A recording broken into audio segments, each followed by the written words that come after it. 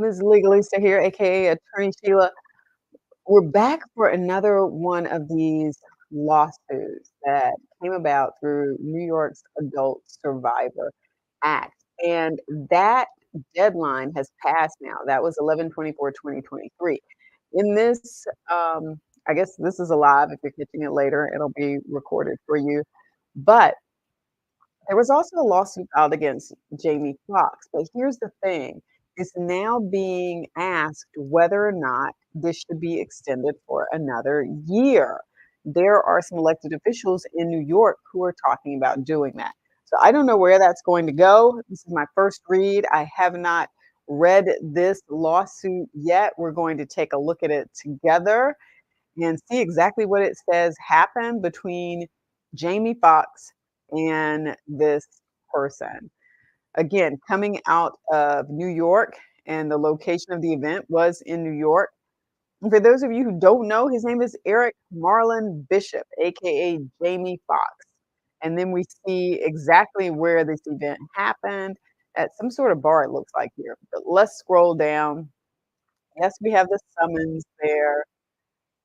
And then, okay, let's take a look at this. Now, I haven't read this, but I did glance at this, and it was very interesting to see the here, the defendants. So you've got this restaurant, Catch Restaurant, aka Catch NYC Roof, and all the variations and these people, I guess, associated with it. And then they're making sure they're sending it to all the proper addresses, Catch Hospitality Group, Mark Birnbaum, I guess is how you say his name. Then you have 25 Ninth Avenue Corp LLC, CEO Deanna Durso. That might be their registered agent. I don't know. But a lot of people in there. So we've got our complaint here. And we don't have a name. We have a Jane Doe. And Jane Doe is one who's bringing this lawsuit again against all of these parties, these corporations that were that have authorization to do work in New York. And then it says defendant Mark Birnbaum was a resident of the city, county, and state of New York, and that he was the one who owned, operated, and maintained this restaurant and rooftop lounge where this occurred, this bar located at 219th Avenue, New York, and that he was the owner. And I don't know if this bar is still there. If you know, if you're in this area, you've been there, let me know. I have never heard of it. I don't head up to New York all that often, but you can see they've made sure to include all of the relevant parties here. And then we have the actual Adult Survivors Act here, where you can read through that. Again, a look back period of 1 year. So it basically said, hey, statute of limitations, we're just going to kick you to the curb. And if you're an adult over the age of 18, when something happened to you, we're going to give you this year to bring a civil action against the party that harmed you. And that's what you had happen. I think one of the things that has happened with this is that there's been so much of a focus on the celebrity side of this, politicians, that people have forgotten about just the everyday person who may have taken advantage of this. And in some instances, there have been some articles written about the number of people who have experienced, what do we want to call it, custodial SA, where they are in a correctional facility and someone has taken advantage of them in that facility. And so there's that that's being reported about. It has not been lifted up as much as these celebrities. So at some point in time, I will probably do a video on that to talk about that a little bit. All right, let's go back to the beginning. I actually scrolled past it. Okay. Defendant's actions described herein all occurred when plaintiff was over the age of 18 years brought within the time frame of the Adult Survivors Act. As I said before, one of the criteria is that you had to have been over the age of 18. All right, let's get into the details here of what happened. Let me make sure you can see everything that we're going to be talking about here. So it says, on or about August 26, 2015, at approximately 11 p.m., plaintiff and a friend arrived at 21 Ninth Avenue for the purpose of getting seats at the Rooftop Lounge and Bar. Upon being seated, plaintiff noticed that defendant Mark Birnbaum was seated one table away having drinks with defendant Eric Marlon Bishop, aka Jeannie Foxx. Not long after being seated, plaintiff and her friend observed a large crowd growing around defendants Birnbaum and Fox's table. As a result, defendants Jane and John Doe's 1 through 10 began moving the crowd of patrons away, including nearly all of the patrons seated at the tables near Birnbaum and Fox. So it sounds like these defendants, John and Jane Doe's, were actually employees of the restaurant and that they were moving this crowd of people who had gathered around away from Birnbaum and Fox's table. Next, it says, despite them being the only two remaining in the area, plaintiff and her friend were never asked to move from their table located beside Birnbaum and Fox's table. So this is kind of interesting, but not, because it sounds like what happened was, it says, observed a large crowd growing around them. It doesn't say these people were seated. It sounds like they were standing up. And so it makes sense that you might want to move them away. And if you have other people who are seated at their table and they're just having their drink, there might not be any need to move them away. They aren't disturbing Birnbaum and Fox. They don't appear to be engaging in anything with the crowd. And so it sounds like they say here, despite them being the only two, they're never asked to move. Well, maybe they didn't ask you to move because you weren't doing what these other people were doing, which was gathering as a crowd around them. So I can sort of understand why you might not have been asked to move. Then it says, at some point near 1 a.m. on August 25th, 2015, after many patrons had left the area, plaintiff's friend stood up from the table, walked over to defendant Fox, and asked if he would take a picture of her with plaintiff. Fox stated, "Sure, baby, anything for you," and walked to plaintiff's table. Several photographs were taken. Okay, so it's about 2 hours, and then the 11, and then now it's 1 a.m., so it's about 2 hours later. While taking photographs, plaintiff observed that Fox seemed intoxicated. At one point, Fox roughly grabbed plaintiff's phone out of her hand and took additional photographs. Okay, so now at this point, where is the plaintiff's friend? Are they taking photographs of both of them, or is it just the plaintiff? I'm not sure what's going on now. It says, paragraph 41, Fox then made several comments to plaintiff, including, "Wow, you had that supermodel body. You smell so good. You look like Nikki." When plaintiff asked, "Who's Nikki?" Fox replied, "Gabrielle Union." And Fox proceeded to grab plaintiff by her arm and pull her to the back area of the rooftop. Okay, now, um, so where's Birnbaum and where is friend? Because I'm confused about where the friend is now. They both seem to have disappeared, but there's nothing here that provides any context of what else is going on with those parties, because further up, the friend stood over to the table and walked over to Fox, and he would take a picture. Several pictures were taken, and then at one point, Fox roughly grabbed plaintiff's phone. There's like a big gap. It feels like a jump. It feels like a jump. He's taking one person's picture, and then he grabs another person's phone. I'm not quite following this. I wish there had been more information there because it doesn't flow as well as I think it could flow. All right, then we get back up here. It says, Fox proceeded to grab plaintiff by her arm and pulled her to the back area of the rooftop. Once in a more secluded area, okay, again, I'm wondering what happened to the friend. Fox placed both of his hands on plaintiff's waist, moved them under plaintiff's crop top, and began rubbing her. And as you can see there, you can see where. Plaintiff was caught off guard, I'm sure, and attempted to step away from Fox.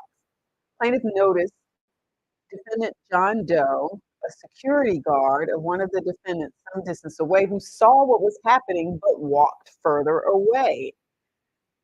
And so this defendant, the security guard, sounds like this person is an employee of this restaurant, which is why this person is probably listed as one of the defendants.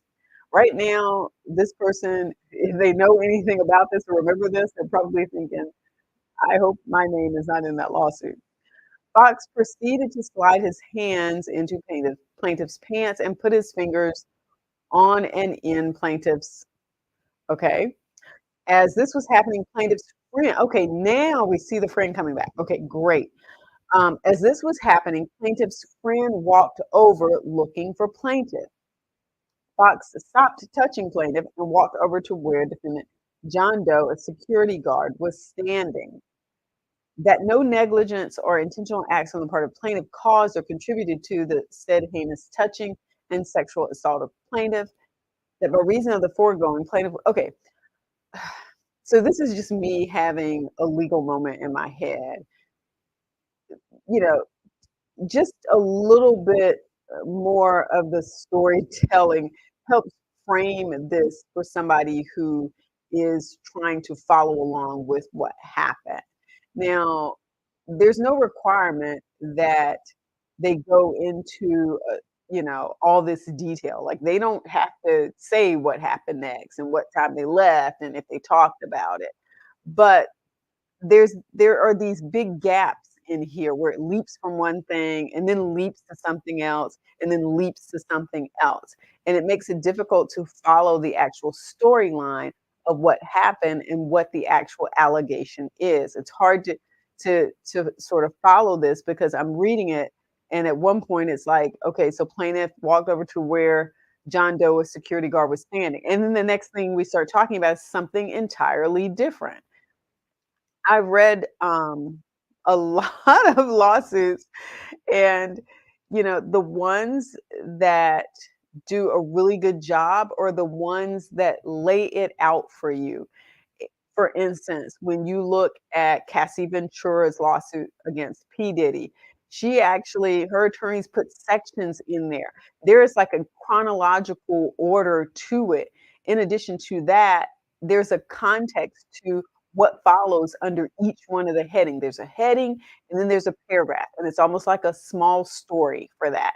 And then there's a heading and there's a small story to the next section. It is so much easier to follow and understand what's going on in something like that. And so when I get something like this that makes me work a little bit harder, it is a little frustrating. And as an attorney, I just feel like they could have done a better job. Now, I think now let me extend some grace to the attorneys here because my understanding is that this was filed really close to the deadline. I want to say, let me scroll back up here. I don't want to guess because it's actually up here. Um, this looks like it was received. You can see right here, 11/22/2023, and the deadline was 11/24/2023.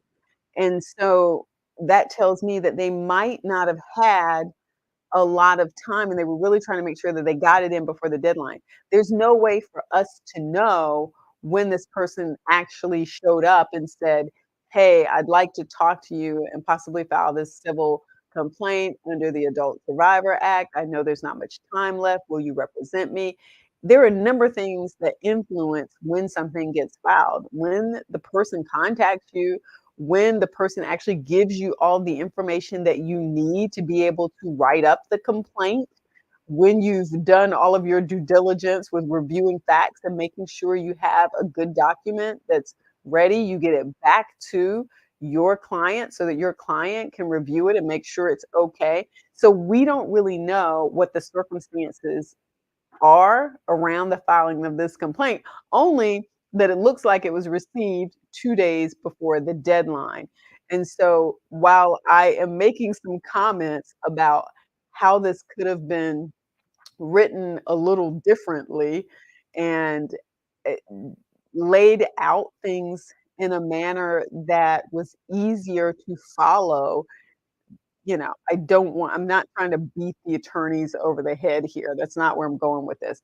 But I do feel like there are some places in here where it sort of jumps around and it makes it hard to follow. And part of the reason this can be an issue is that these cases are out here in the public domain. To some extent, people are viewing them and are commenting on them based on what is in the complaint. People are being judge and jury and making a decision by what's in the complaint because they're thinking that's the whole story. And in a lot of instances, that's not nearly the whole story. That's just what you've put in the complaint so that you can survive a motion to dismiss. The other party is going to say, this didn't happen. This is wrong. This is wrong. This, I was someplace else. I'm going to file a motion to dismiss. Have my attorney go ahead and do that. And so you want to make sure that you have enough relevant facts in there to survive that kind of motion, because that's going to be the first thing that happens. But that doesn't mean that that's the whole story. But in the public, in the arena of public opinion, a lot of times what they're looking at is just this, because that's all they know. Now, the other thing I want to bring up too, and I brought this up when I was talking about Cassie's lawsuit, was this sort of idea around who else can be a witness to this. Now, remember, in this one, she's talking about this friend who was at the bar with her and this security guard. So you've got two possible witnesses here. The security guard who walked away. So imagine during discovery, her attorney is going to be like, I want the names and addresses of all of the employees who were working or have ever worked for that company. And once they get that, then it's gonna be like, okay, which one of these people might have been the one who was working that night? Like, they're really going to go after that. And so this security guard, is a possible person who saw something. Then you also have her friend, and there are a lot of questions around this friend. Likely, in most circumstances, your friend is going to stand by you, right? Your friend is going to be the one who's there for you. Is your friend going to testify for you to being on that rooftop, at that bar, to seeing the crowd being pushed away while they continue to eat, and then saying, "Yes, we took pictures," and then the friend's going to say, "Well, I was over here, and then I came back around, and this is what I did or didn't see." And then what happens after that? So here was this big gap that's, okay, well, did you share anything with a friend? Did you not tell the friend? So here's the difference between, like I said, this particular lawsuit and Cassie's lawsuit, or even Joy Dickerson Neal's lawsuit against Diddy. They go into what happened after that. So, for instance, Joy Dickerson Neal talks about in her lawsuit how, how at some point in time in the future, okay, she did go file a police report with New York and in New York and New Jersey. And so some of these things are relevant when people are just looking at the complaint because it paints the whole picture.